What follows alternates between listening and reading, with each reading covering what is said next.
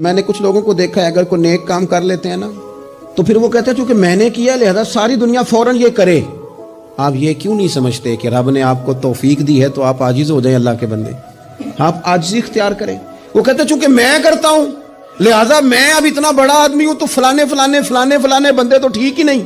حضرت سعدی شیرازی کہتے ہیں کہ تہجد کا ٹائم تھا، پرانے زمانے میں نا لوگ مسافر اکثر رات مسجدوں میں آ کے گزارتے تھے، تو کہتے ہیں مسجد میں لوگ سوئے ہوئے تھے سارے، تہجد کا ٹائم تھا، میں تہجد کی نماز پڑھ رہا تھا، میرے والد بھی ساتھ تھے، تو میں نے اپنے ابا جی سے کہا یہ دیکھو کتنے بد نصیب ہیں، نفلوں کا ٹائم ہے اور یہ سوئے ہوئے ہیں۔